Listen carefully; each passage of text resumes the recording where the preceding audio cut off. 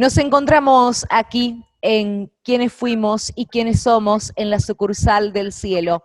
Nuestra rica historia para compartir en comunidad que nos da orgullo y nos representa, y en ella está estos lazos identitarios, este legado que nos dejó nuestro querido general Manuel Belgrano, nuestro fundador. Curuzú Cuatiá, primer pueblo patrio. Nació un 16 de noviembre de 1810 y la verdad que es un gusto recibir en este espacio a quien es su quinta generación, Chosno Nieto, presidente del Instituto Nacional Belgraniano, licenciado Manuel Belgrano. Gracias por compartir con nosotros estos momentos y revivir parte de nuestra rica historia. Bienvenido. Muchísimas gracias. Gracias a ustedes por invitarme, por poder compartir este espacio de historia y cultural. Así que, bueno, el agradecido soy yo de poder estar acompañándolos. Y sobre todo en una fecha tan importante como los 210 años de la fundación de Curuzú Cuatiá. Y como bien dijo usted, primer pueblo patrio. Bueno, me acompaña nuestra directora de Cultura y Turismo, la licenciada Virginia Aguirre Talamona, en esta charla amena que queremos mantener. Y bueno, decir que hemos charlado con Manuel Belgrano, sabe lo que eso significa para nosotros, ¿no? Lo que nos traza la historia y lo que realmente queremos ir dejando a estas nuevas generaciones. Bueno, yo le doy la bienvenida también y le agradezco la gentileza de poder estar con nosotros compartiendo este momento. Y la verdad que estoy un poco reflexionando con respecto a que nuestra ciudad cumplió 210 años y que me parece algo increíble que hace 210 años, que la verdad que para nosotros los seres humanos muchísimo, pero para la historia por ahí no es tanto, se haya fundado una ciudad con 70 familias que vivían en Curuzú, y en ese momento llega el general Manuel Belgrano y dice, acá va a estar la iglesia, acá va a estar el cabildo, acá va a estar la escuela. Y así nació Curuzú.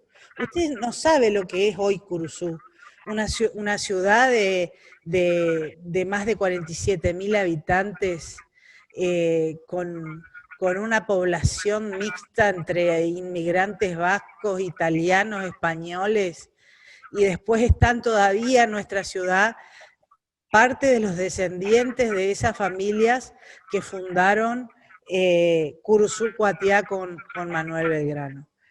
Nos hubiera gustado muchísimo a nosotros que usted venga a conocer el legado que dejó su antepasado en nuestra ciudad.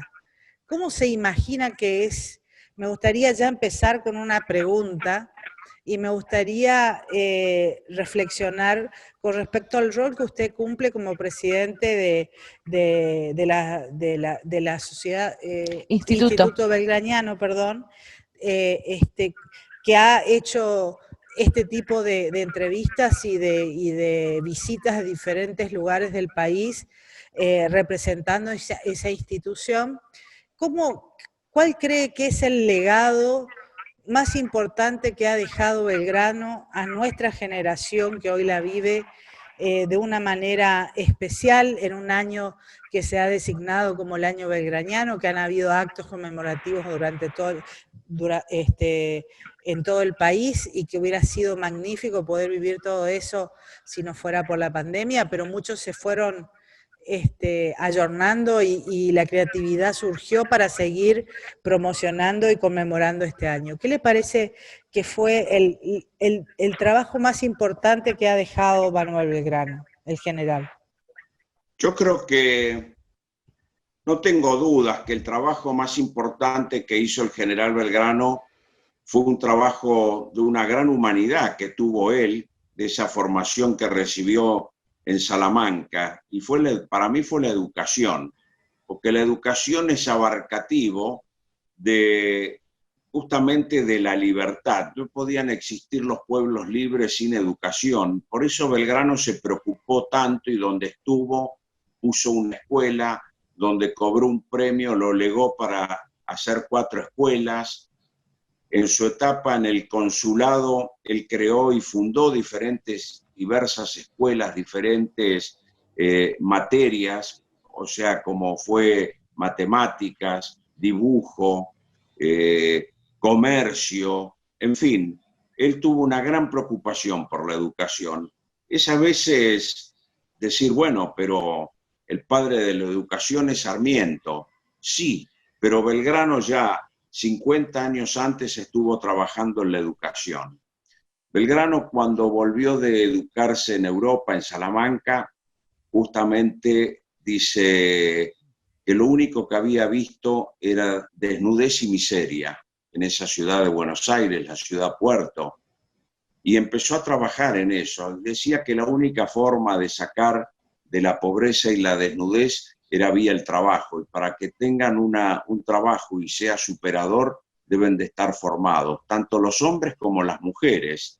Fue el pionero de la educación pública y gratuita, e inclusive que incorpora a la mujer en las escuelas, porque hasta ese entonces la mujer no tenía acceso a la educación. O sea que es un gran legado de Belgrano. Por supuesto, sabemos que el gran legado es su bandera de libertad y unión, sin ninguna duda, su ejemplo como funcionario público, y si lo queremos reducir a una palabra, podemos decir su amor y eterno amor que tuvo a la patria, que dejó absolutamente todo por ella.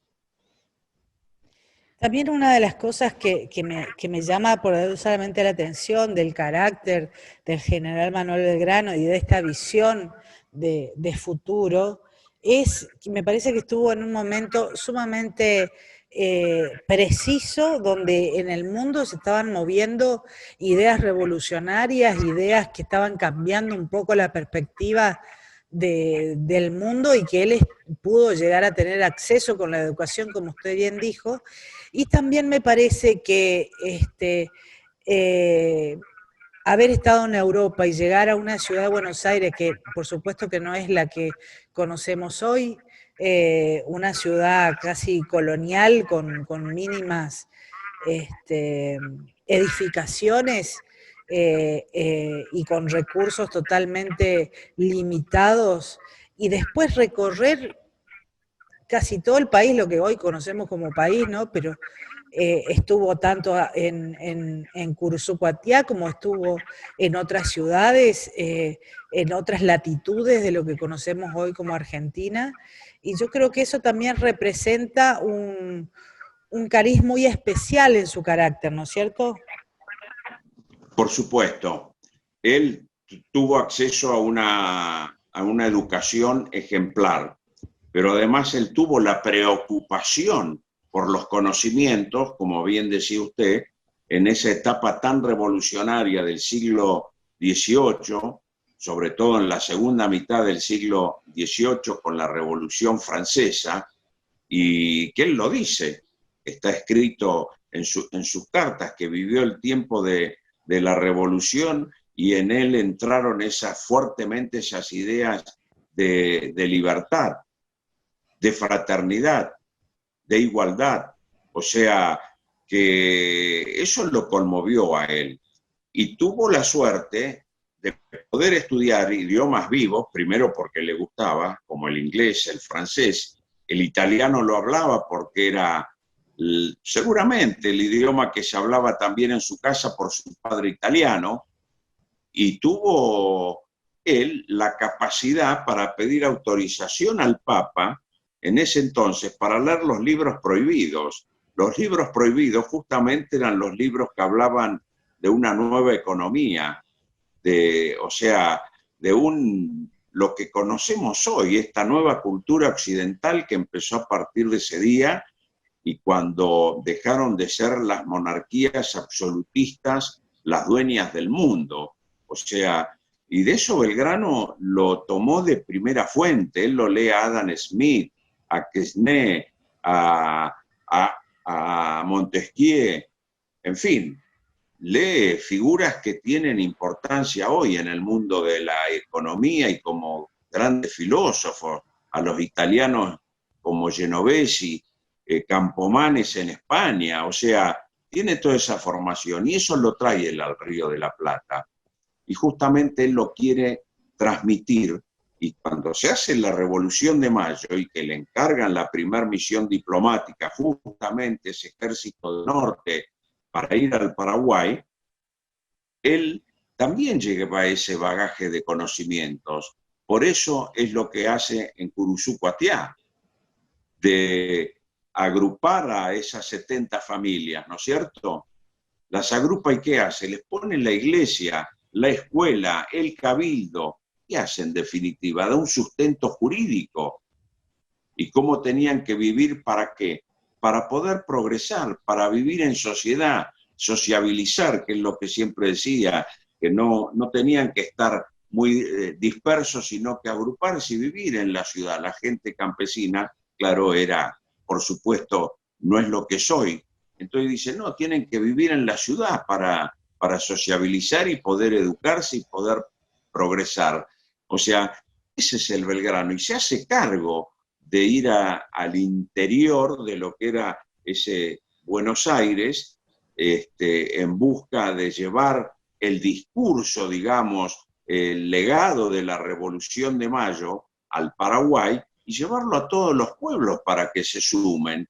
Y él toma esa responsabilidad de ser un abogado y un economista a convertirse en un militar. Y vaya que lo hizo bien, con sus triunfos y con sus derrotas. Y eso es justamente la fe que él tenía y lo que quería lograr, lo que promovió antes de la Revolución de Mayo, y se hace cargo. Y por eso sale él, porque no había muchos para hacerse cargo. Incluso mientras usted hablaba, a mí se me ocurría una imagen, tuvo una imagen, ¿no es cierto? Porque él acá nombró al capitán de milicias patrióticas, a José Andrés Casco y Mendoza, nombró también a el comisionado, que vendría a ser como una especie de intendente, que en este momento no me acuerdo el nombre específico de la carta del acta fundacional, perdón. Pero ¿qué pasó acá en el 2000, en el 2 años después de la fundación de Curuzú, que yo me enteré hace muy poco tiempo por unos historiadores? Acá en Curuzú, la ciudad de Curuzú Cuatiá fue sitiada por bandeirantes, por portugueses. Y si Belgrano no hubiera puesto esta investidura en José Andrés Casco y Mendoza, si no lo hubiera hecho organizar un ejército, quizás la historia de Curuzú hubiera sido diferente. Entonces ahí me puse a reflexionar la magnitud de su ordenamiento, que parece superfluo al escribir en un papel, dictaminar los lugares de las cosas, dictaminar, disponer, ordenar las cosas, pero lo que significó eso para la historia, por lo menos de nuestra ciudad, me parece algo increíble, ¿no es cierto? Cómo las pequeñas acciones de una persona con una visión muy importante. Exactamente. Son pequeñas acciones, pero hay que hacerlas. Porque esas pequeñas acciones, como bien dice usted, ¿qué marcó? La identidad de un pueblo. Entonces, como identidad de un pueblo, estuvo capacitado para defenderlo y no dejarse invadir y atacar, y se defiende de los bandeirantes, que bueno, sabemos que fue una amenaza permanente, la amenaza del Imperio de Brasil, ¿no? O sea, de los portugueses en ese entonces. Y bueno, al dar identidad, es algo sumamente importante. Y Belgrano eso lo hizo. Tienen una bandera ustedes también. Y eso es Nosotros tenemos identidad. una, sí, ¿No es sí, cierto? Y sí, bueno, sí. eso es identidad. Fue un creador de símbolos y creo que Belgrano tenía un halo especial, una empatía con la gente y supo transmitir ese mensaje que él quería dar y sobre todo el mensaje de que era necesario tener la libertad y que había que defenderla, que había llegado la hora. Eso lo supo hacer muy bien, porque fíjese lo que usted me está contando, que a 2 años justamente de su paso por ahí, de hacer esa fundación donde existían esas 70 familias que estaban un poco dispersas, él les da ya una entidad con el territorio y donde después se sumaron más. Eso es sumamente importante y eso lo hizo él permanentemente. Lo hace en Misiones, en la misma campaña con los pueblos originarios, cuando redacta el documento político y administrativo para los 30 pueblos de las Misiones. O sea que da la pauta de lo que él quería hacer. Fue un hombre fundamental y fue un hombre de fundaciones, tanto de ciudades como de escuelas, de iglesias, y eso es justamente el gran humanismo que él tuvo y que supo entender a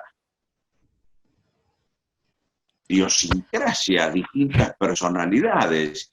Y él supo despertar ese amor por la tierra, por lo propio, y por eso la gente defendió lo que tenían. Era suyo, era de ellos, eran ciudadanos. Usted sabe que ha mencionado una palabra que para nosotros los curuzucuateños es muy fuerte y es la fe, ¿sí? Nuestro general nos dio identidad, nos hizo ser quien somos, en definitiva. Tal vez en la historia hemos seguido en algún momento sus pasos, otras veces nos hemos olvidado, pero pensaba también cuán vigente está este legado de la educación, ¿no? De la libertad a través del conocimiento. Si el conocimiento te hace libre, yo creo que eso es lo que nos significaba Manuel Belgrano. Pero al margen de esto, su impulso y su fuerza, y usted me va a decir si estamos en lo correcto, también estaba firmemente, digamos, apostando a esa fe y a esa fortaleza, pues la Virgen del Pilar, que hoy está aquí con nosotros, está en nuestro templo parroquial, es quien lo acompañó a él como símbolo en esta fundación. Sin ninguna duda, él tenía una profunda formación cristiana desde su casa. Tanto su padre como su madre eran justamente de Santo Domingo, que estaba muy cerca de su casa, eran terciarios ellos de la orden del Santo Domingo, de donde está la Virgen del Rosario, y él era mariano, sin ninguna duda, sin ninguna duda. La Virgen del Pilar, en Buenos Aires la Virgen del Rosario, en Luján la Virgen de Luján, en Tucumán la Virgen de las Mercedes. O sea, era una persona de fe, es así, exactamente. Y él sabía muy bien lo que cada pueblo tenía y por qué lo tenía y qué los identificaba. Pero él lo hizo eso no por una conveniencia, lo hizo justamente por la fe que él también tenía. Y sabía la fe que tenían los pueblos. Pues María es una sola, por eso digo es mariano. Después están las distintas advocaciones, pero la importancia justamente es eso. Y él lo supo entender. Él fue un hombre de fe, sin ninguna duda, sin ninguna duda. algún día, una vez me dijo, y que estaba dando un discurso, y dijo, Belgrano era un hombre de fe, sin ninguna duda. Era un hombre que en tiempos pasados hubiera, o sea, dijo todo, y eso fue lo que lo movió a él, más allá de sus conocimientos, por supuesto. Usted sabe, por allí, escuchándolo, ¿qué consejo nos daría a nosotros que queremos vivir a través del legado de Belgrano llevado a las acciones cotidianas, a las pequeñas cosas como mencionaron anteriormente? Es decir, necesitamos que todos podamos ser partícipes de un acto social comprometido en nuestra formación ciudadana.